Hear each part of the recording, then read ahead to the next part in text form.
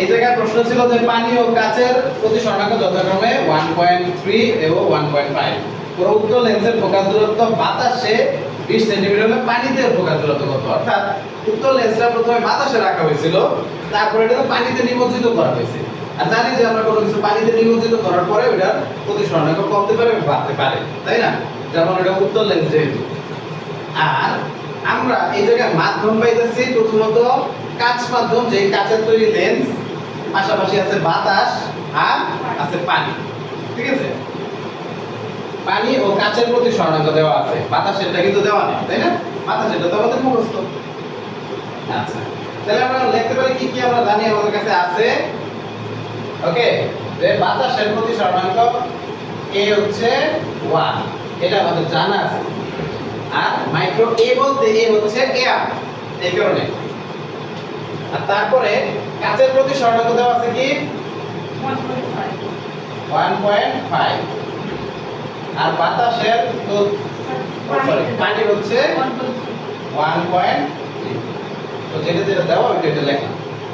ওকে, এরপর আছে উক্ত লেন্সে বাতাসে ফোকাস দূরত্ব, তাই না? তো উক্ত লেন্স বাতাসে ফোকাস দূরত্ব আছে 20 সেন্টিমিটার। আর চাইছে হচ্ছে পানিতে কত?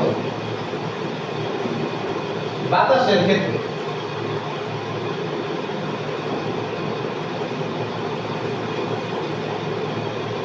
বাতাসের ক্ষেত্রে আমরা কি পাই? 1/f of a is equal to, এই জায়গায় আমরা বাতাসের ক্ষেত্রে মানে বাতাসে যখন ইয়াটা ছিল, লেন্সটা ছিল, ওই জায়গায় পানিতে আমরা নিব না, আমরা নেব কি micro g divided by micro a minus 1।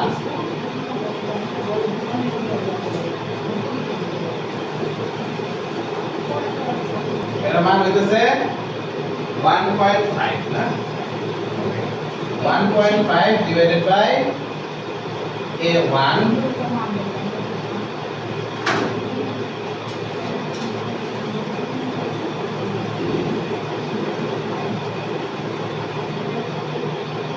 আচ্ছা, কোন কিছু মান যেহেতু 1.5 এর নিচে 1 আছে, তার মানে 1.5 এর থেকে 1 গেলে থাকে 0.5 0.5।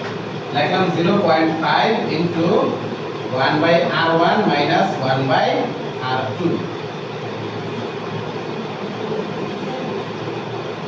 এটা হচ্ছে 1 নম্বর। পানির ক্ষেত্রে 1/f w is equal to micro g divided by micro w minus 1 into 1/r1 minus 1/r2। মান বসাই দেই 1.5 1.3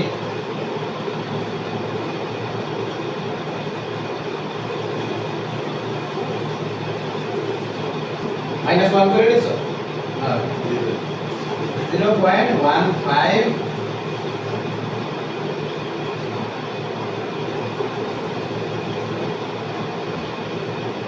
ওকে, যে 1 নং ভাগ 2 নং করে চাইলে 2 নং ভাগ 1 নং দিলেও কোনো সমস্যা নেই, যেটা আগে তো আগে করে কোনো প্রবলেম হবে না। আচ্ছা, f of w divided by f of a is equal to f of a তে আছে এটা 0.5 divided by 1.5 ওকে।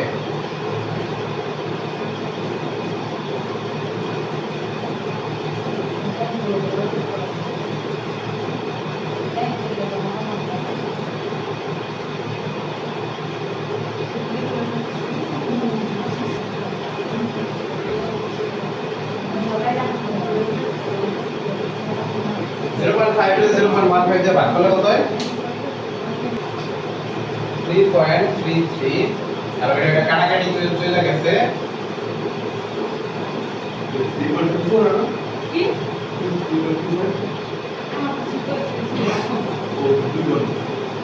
ঠিক আছে।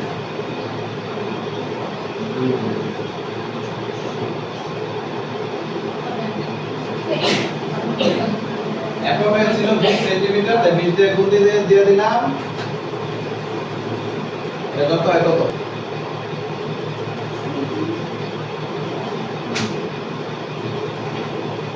ওকে